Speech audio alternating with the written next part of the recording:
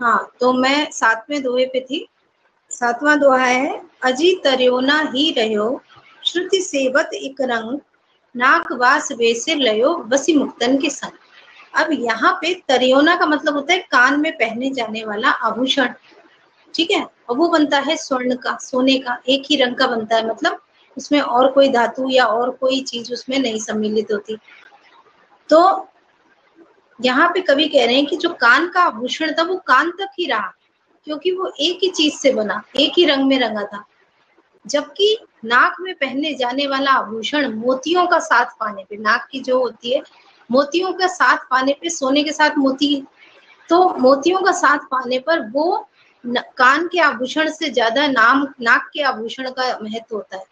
तो उसने अधिक उच्च स्थान प्राप्त कर लिया, मतलब मोतियों का साथ पाकर सोने का जो आभूषण था वो नाक में पहनने जाने वाला अधिक मान पा गया, जबकि कान में पहने जाने वाला आभूषण जो था वो एक ही धातु, एक ही रंग का होने के कारण वहीं तक ही रहा।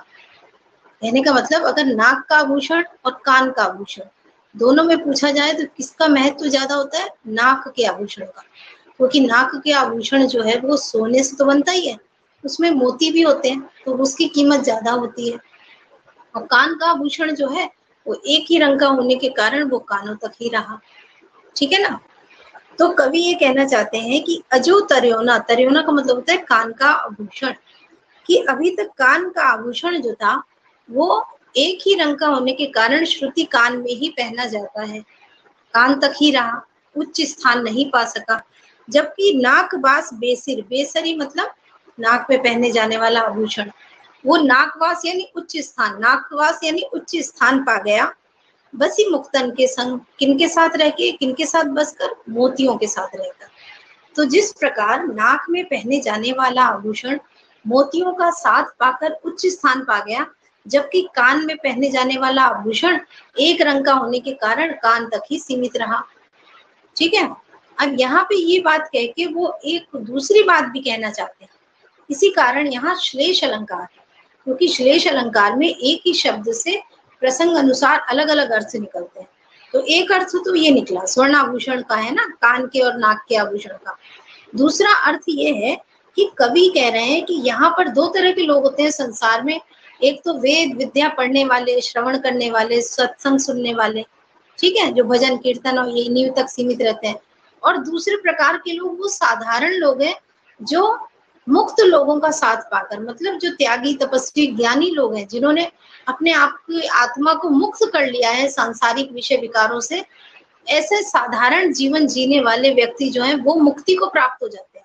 जबकि वेदों का ज्ञान रखने वाले, वेद पठन पाठन करने वाले, सुनने सुनाने वाले भी भगवान के धाम तक नहीं पहुंच पाते, मुक्त नहीं हो पाते।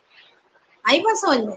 तो जैसे एक तरफ है वेद विद्या पढ़ने वाले ज्ञानी विद्वान, और एक तरफ है सामान्य लोग जो मुक्त जीवन जीते हैं, मतलब बिना कोई लालसा के, बिना बुराइयों को अपनाए मुक्त जीवन जीते हैं। उन लोगों का साथ पाके साधारण लोग भी मुक्त हो जाते हैं, दुनिया से तर जाते हैं। तो अब अर्थ देखो, अजो तरियो ना ही रयो, श्रुति सेवत एक रंग, नाक बास बेसिर लयो, बसी मुक्तन के संग। कि इसमें बताया कि जिस प्रकार कान में पहने जाने वाला आभूषण को कह रहे हैं कवि कि अरे कान के आभूषण, तू अभी तक कान का आभूषण ही रहा, तू नाक में पहने जाने वाले आभूषण की तरह उच्च स्थान नहीं पा सका, क्योंकि तू एक ही रंग में रंगा रहा, तूने मोतियों का साथ पाया ही नहीं। और उसी संदर्भ में वो दूसरी बात कह रहे हैं कि अरे वेदों का पठन पाठन करने वाले ज्ञानी ध्यानी मुनियों, तुम लोग अभी तक अपना उद्धार नहीं कर पाए, अजीत तरे हो ना, अभी तक तुम तरे नहीं, तुम कल्याण नहीं कर पाए। और जबकि मुक्तन, बसी मुक्तन के संग, मुक्त लोगों के साथ बसकर रहकर, यानी उनके सानिध्य में आकर, नाकवास बेसरी, बेसरी मतलब साधारण लोग भी, नाकवास यानी परमात्मा के धाम तक पहुंच गए।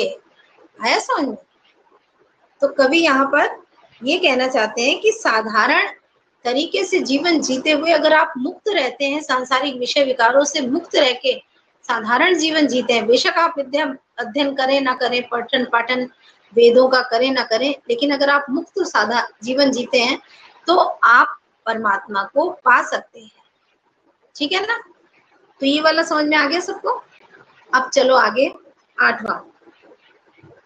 सघन कुंज छाया सघन शीतल सुरभि समीर मनु है जात आजो वही वही जमुना के तीर। यहाँ पे कबीर बिहारी कवि जो हैं उनकी इच्छा है कि वो वापस उसी यमुना के किनारे जाएं जहां पर श्री कृष्ण अपनी लीलाएं करते थे। और वो जमुना का किनारा कैसा था तो उसके बारे में बता रहे हैं। वो कह रहे हैं सघन कुंज छाया सुख, जहाँ पे घने घने कुंज हैं और उनकी छाया सुखद लगने वाली छाया है, अर्थात सुखद छाया देने वाले सघन कुंज हैं जहाँ पे शीतल सुगंधित पवन चलती है।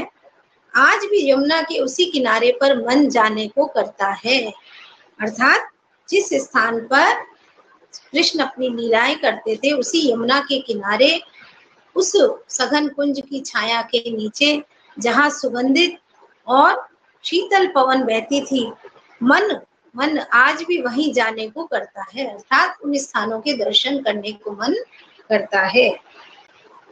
ठीक है, ये तो सरल था, समझ में आ गया होगा।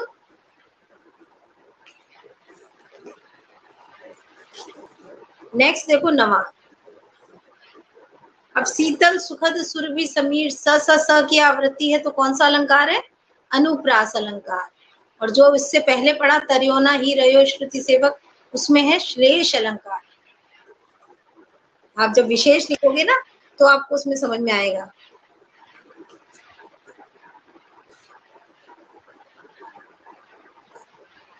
अब इसके बाद है 9वां। सोहत ओढ़े पीत पटु श्याम सलोने गात मनो नीलमणि शैल पर आतप पर्यो प्रभात। अब इस दोहे में कवि जो हैं वो श्री कृष्ण के सौंदर्य का वर्णन करते हुए कह रहे हैं कि श्री कृष्ण का है नीला वर्ण, श्याम वर्ण यानी नीला वर्ण, और नीले वर्ण पर पीले वस्त्र वो पहनते हैं। वो कैसे सुशोभित हो रहे हैं, कैसे अच्छे लग रहे हैं, जैसे नीलमणि पर्वत पर सूर्य की किरणें पड़ती हैं या सूर्य या धूप पड़ती है। धूप का रंग कैसा होता है? पीला, और नीलमणि पर्वत है नीले रंग का। तो यहाँ मनो नीलमणि, मनो यानी मानो, मानो यानी उत्प्रेक्ष अलंकार है, संभावना व्यक्त की गई है उपमेय में उपमान की। तो कवि कह रहे हैं कि सोहत ओढ़े पीत पट, सोहत मतलब अच्छे लगते हैं, ओढ़े मतलब पहने हुए, पीत पटु मतलब पीले वस्त्र, श्याम सलोने गात, श्याम यानी कृष्ण, सलोने शरीर वाले अर्थात सांवले सलोने नीले शरीर वाले या सांवले कृष्ण जो हैं वो पीले वस्त्र पहने हुए ऐसे सुशोभित होते हैं मानो नीलमणि पर्वत पर, नीलमणि एक पर्वत का नाम है, नीलमणि पर्वत पर आतप, आतप यानी धूप, पर्यो यानी पड़ती है, प्रभात यानी सुबह की, सुबह की धूप, पीली पीली धूप उस पर पड़ती है, तो ऐसे सुशोभित हो रहे हैं। आए समझ में? श्री कृष्ण के सौंदर्य का वर्णन करते हुए बिहारी कवि कहते हैं कि पीले वस्त्रों में सांवले सलोने कृष्ण ऐसे सुशोभित होते हैं, ऐसे सुंदर लगते हैं मानो नीलमणि पर्वत पर सुबह की धूप पड़ रही है। यहाँ पर है उत्प्रेक्ष अलंकार। अब आ जाओ 10वां। यही आस अटक रहतु अली गुलाब के मूल है वे फेरी बसंत ऋतु इन डारन वे फूल। अब यहाँ पे कवि जो है वो ये बताना चाहते हैं कि ग्रीष्म ऋतु आने पर पेड़ पौधे जो है सूख जाते हैं, उसके बाद जब दोबारा बसंत आता है तो क्या होता है, फिर से फूल जो है वो खिल जाते हैं उन पे। तो भंवरा जो है, भंवरा वो उसकी जड़ से, गुलाब की जड़ से चिपका रहता है और इसी आस में अटका रहता है कि फिर बसंत ऋतु आएगी और फिर से गुलाब के फूल खिलेंगे, तो इसलिए वो उसी में अटका रहता है, वो जाता नहीं है उसे छोड़कर। तो यहाँ कवि जो है ये उन व्यक्तियों पर व्यंग कर रहे हैं कि जो किसी समय उनका बड़ा अनुकूल समय था, अच्छा समय था, लेकिन अब उनका समय खत्म हो गया, लेकिन फिर भी वो अपने अच्छे समय को नहीं भूल पा रहे, वहीं पर चिपके हैं कि हाँ फिर से अच्छा समय आएगा और फिर से वो सुख भोगेंगे।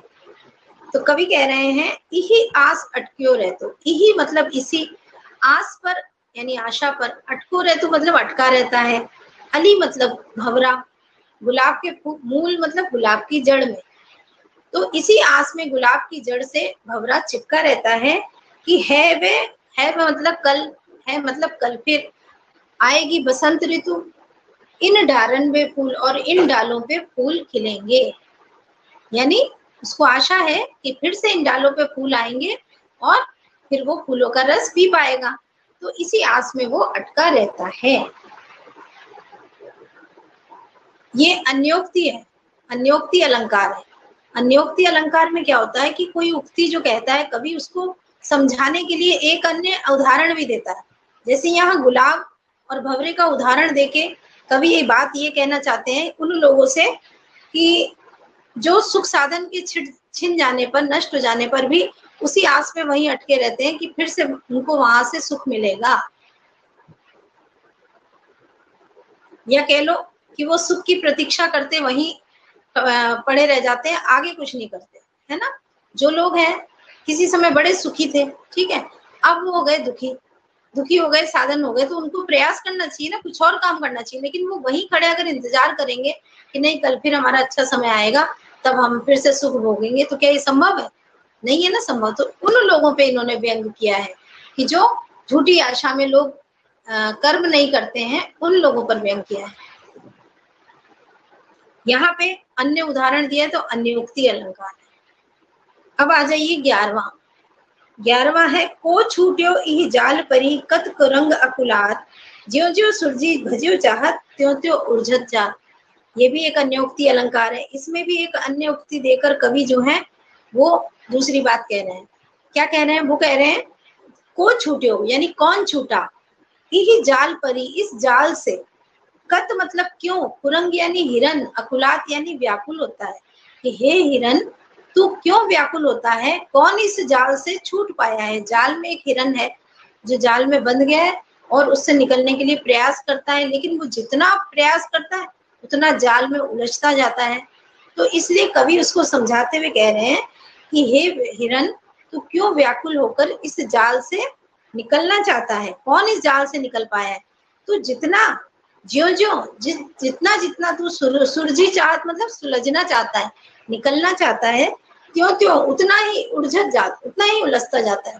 तो तू ये व्यर्थ प्रयास मत कर, इससे निकलना बहुत मुश्किल है। ठीक है, ये तो एक बात कही उन्होंने हिरन के संदर्भ में।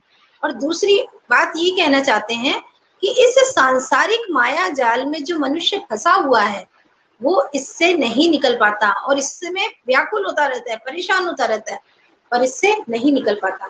तो वो ये मनुष्यों को बता रहे हैं कि हे मनुष्यों तुम इस सांसारिक माया जाल से निकलने के लिए क्यों व्याकुल हो रहे हो, तुम इसमें फंस चुके हो, तुम नहीं निकल पाओगे, और तुम जितना निकलना चाहते हो तुम इसमें और गहरे गिरते जाते हो, तो इसलिए तुम्हारा ये प्रयास व्यर्थ है। ठीक है, आगे समझ में।